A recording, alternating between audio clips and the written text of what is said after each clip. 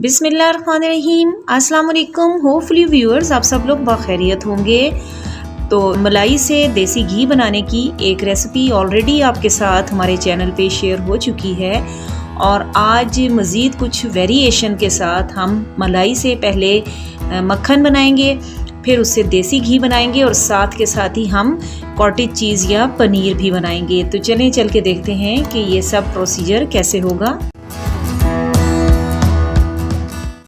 जी viewers, तो जिस तरह ख़वातीन अमूमन दूध बॉईल करके और मलाई फ्रीज़ कर देती हैं, तो मैंने भी इसी तरह से ये कुछ मलाई जो है वो फ्रीज़ की हुई है और ये तकरीबन 2.5 से 3 किलो के करीब है और फ्रीज़र में ये थी। रात को मैंने इसको फ्रीज़र में से निकाल दिया था और अभी ये सॉफ्ट हो चुकी है। मक्खन बनाने से पहले इसमें मैं ये 2 टेबल स्पून मैंने दही ले लिया है, ये ऐड कर रही हूँ।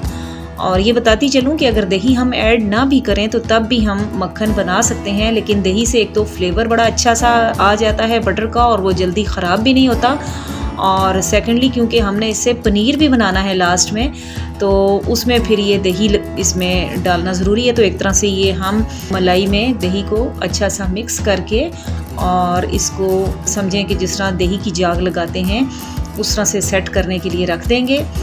अगर तो आपको इमरजेंसी है, यानी बहुत जल्दी है, आपने जल्दी ये सारा प्रोसीजर करना है, तो आप इसको तकरीबन 2 से 3 घंटे के लिए बाहर रहने दें रूम टेम्परेचर पे, अदरवाइज़ आप इसको फ्रिज में रख दें। तो मैं इसको यहीं पे रेस्ट दूंगी क्योंकि गर्मी का सीज़न है। तो ये देखें तकरीबन 2.5 घंटों के बाद बड़ी अच्छी सी ये क्रीम या मलाई हमारी सेट हो चुकी है। आधा घंटा इसको मैंने बाहर रखा था और गर्मी है तो इसलिए मज़ीद तकरीबन 1.5 से 2 घंटे इसको मैंने फ्रिज में रख दिया था। तो अभी ये बड़ी अच्छी सेट हुई हुई है। तो अब हम प्रोसीजर स्टार्ट करते हैं। मैं 2 तरीक़ों से आपको बताऊंगी मक्खन निकालना मलाई से। तो सबसे पहले तो यहाँ हम ये ब्लेंडर का यूज़ करेंगे। असल में शहरों में तो ज़्यादातर ये मशीनरी ही यूज़ की जा सकती है। देही इलाकों में तो आपको पता है कि देसी तरीके से मलाई से या दही से मक्खन निकाला जाता है। तो यहाँ थोड़ी सी क्वांटिटी मैंने ब्लेंडर में डाली है क्रीम की या मलाई की, और ये मैं थोड़ा सा ठंडा पानी डाल रही हूँ इसमें। बॉटल 7 अप की है तो आप ये मत समझिएगा कि इसमें मैं कोल्ड ड्रिंक डाल रही हूँ या सोडा डाल रही हूँ, बल्कि ये सिंपल ठंडा पानी है। तो थोड़ा सा पानी डाल के और थोड़ा सा इसको ब्लेंड करेंगे, बस थोड़ी देर किया। और यहाँ अब थोड़ा थोड़ा ये देखें बर्फ़ मिला हुआ पानी मैंने रखा हुआ है। बेशक बर्फ़ भी अगर साथ में यूज़ कर लें तो कोई इशू नहीं है। बस साथ साथ ठंडा पानी डालते जाएंगे और इसको मिक्स करते जाएंगे ब्लेंडर में, और दरमियान में स्पैचुला की मदद से आप उसके साइड्स को भी क्लियर करें और साथ में उसको थोड़ा सा मिक्स करें स्पैचुला की मदद से। तो इंशाल्लाह वो स्मूथली बटर जो है वो बनता जाएगा।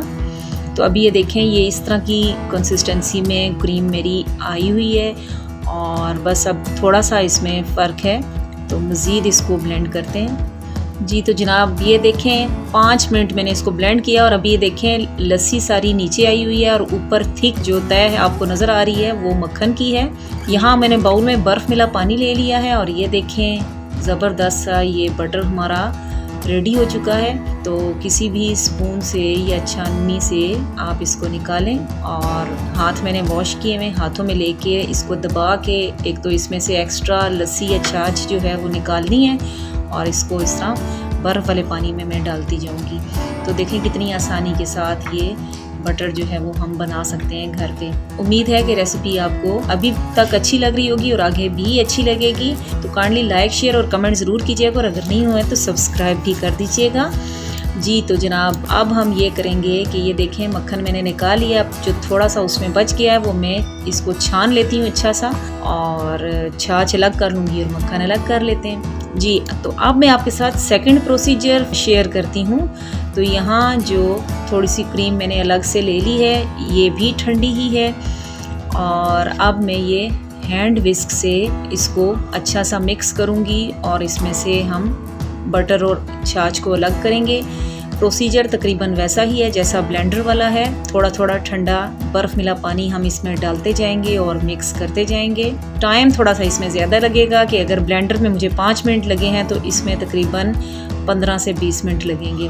जी तो ये देखें तकरीबन 15 मिनट में ये मक्खन निकल आया है और इसी तरह से इसको थोड़ा थोड़ा लेके और ये बॉल्स की शक्ल में प्रेस करके उसमें से एक्स्ट्रा छाछ मैं निकाल रही हूँ और उसको ठंडे पानी में डाल दिया। और अब इसको मैं 2-3 पानियों में वॉश करूँगी। यहाँ बस ये ख्याल रखना है कि पानी हमने ठंडा यूज़ करना, नहीं तो मक्खन मेल्ट हो जाएगा। तो ये पानी गिराते हैं और दोबारा ठंडा पानी डाला और इसको साइड्स चेंज करके 1-2 दफ़ा जो है वो ज़रा इस तरह से दोबारा प्रेस करके एक तो शेप इसकी सही कर लें और दूसरा इसमें से एक्स्ट्रा जो पानी या लस्सी है वो निकाल लें। तो ये देखें मक्खन हमारा रेडी है और अब हम इस मक्खन से बनाएंगे घी।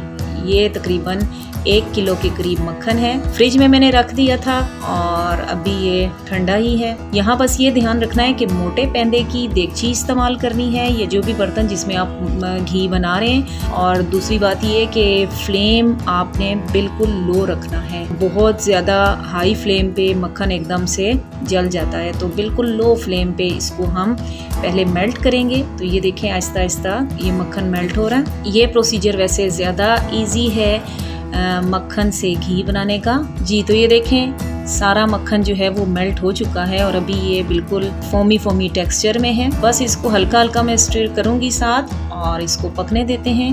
मज़ीद इसमें हमने ना कुछ ऐड करना है और ना ही मज़ीद कोई इसमें प्रोसीजर है।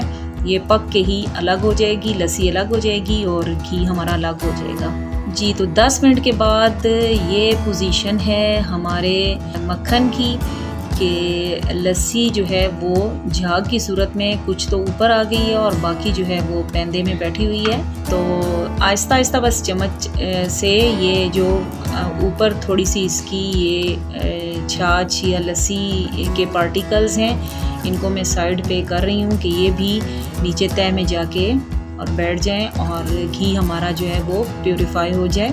जी तो व्यूअर्स ये देखें आखिरकार हमने मक्खन से ये घी बना ही लिया और ये बिल्कुल अब ट्रांसपेरेंट हो चुका है।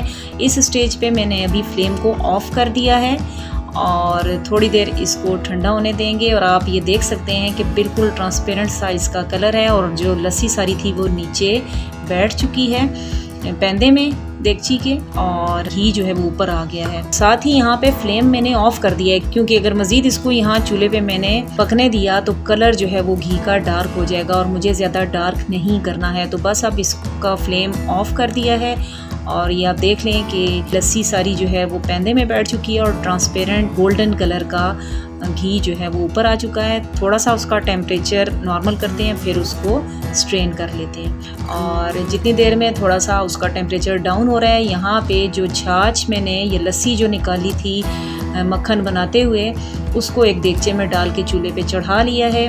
मीडियम टू हाई फ्लेम पे रखते हुए इसको हमने यहाँ पे पकाना है और अब हम बनाने लगे हैं पनीर। यहाँ पे 1/4 टीस्पून के करीब मैंने इसमें नमक सिर्फ ऐड किया और कोई चीज़ इसमें ऐड नहीं करनी। तो थोड़ा सा इसको चम्मच चलाएंगे और उसके बाद इसको पकने देते हैं ताकि इसमें अच्छा सा बॉयल आ जाए। और अभी आप ये देखें कि इसमें बॉयल आ चुका है और साथ के साथ ही पनीर भी जो है वो पानी से अलग हो रहा है। तो ये कॉटेज चीज़ बेसिकली रेडी होता है इससे, ये देखें। और इसको आप मुख्तलिफ़ सब्जियों वगैरह में डाल सकते हैं और बड़ा अच्छा इसका फ्लेवर आ जाता है इससे। पालक मेथी बनाते हुए उसमें अगर ये डाला जाए या आलू की भुजिया बनाते हुए उसमें यूज़ किया जाए तो बड़ा अच्छा इसका टेस्ट आ जाता है। और जैसे ही पनीर जो है वो अलग हुआ पानी से और यहाँ मैंने ये देखें एक बाउल ले लिया, उसके ऊपर मैंने छाननी रखी और ये मलमल का एक कपड़ा मैं इसके ऊपर रख रही हूँ और अब इसको स्ट्रेन कर लेते हैं। एहतियात से छानना है क्योंकि ये अभी बहुत गर्म है और थोड़ा सा इसको इस तरह से घुमा के और थोड़ी देर में रखूँगी और उसके बाद इसको हाथ से प्रेस करेंगे ताकि ये एक बॉल की शक्ल में आ जाए। जी तो जैसे ही पनीर का सारा पानी निकला है, अभी ये नीम गर्म सा ही है, तो एक बाउल लेके उसमें मैंने क्लिंग शीट लगाई है और उसमें मैंने डाल दिया है पनीर और इसको अब मैं रैप करके थोड़ा सा प्रेस करूँगी ताकि थोड़ा सा ये शेप में आ जाए। और उसके बाद इसको रखते हैं अब साइड पे और अब हम अपने घी को छान लेते हैं। तो यहाँ मैंने एक ग्लास जार ले लिया है, बस ये ध्यान रखना है कि साफ़ सुथरा हो और उसमें पानी ना हो, और ऊपर छलनी रख के, और ये देखिए मैं घी छान रही हूँ। और ये खूबसूरत सा जो कलर आया है ये सिर्फ़ और सिर्फ इसलिए आया है घी का कि इसको हमने हल्की आंच पे बड़े आराम से और प्यार से बनाया है। ज़रा सी भी अगर आंच तेज़ करें तो घी का कलर जो है वो बहुत डार्क सा और बुरा सा लगता है। तो ये 3 वो चीज़ें हैं जो आज आपके साथ शेयर की गई हैं कि मलाई से पहले हमने देखें ज़बरदस्त सा मक्खन बनाया, फिर उसमें से कुछ मक्खन से मैंने आपको घी बना के दिखाया, और साथ ही साथ हमने पनीर भी रेडी कर लिया है। तो उम्मीद है कि आज की ये शेयरिंग आपके लिए बहुत यूज़फुल होगी। आप इसको ट्राई भी करेंगे और कमेंट्स में मुझे बताएंगे। तो अभी मुझे इजाज़त दें, फिर मिलेंगे न्यू किसी रेसिपी के साथ। दुआओं में याद रखिएगा। ओके, अल्लाह हाफिज़। Thank you so much.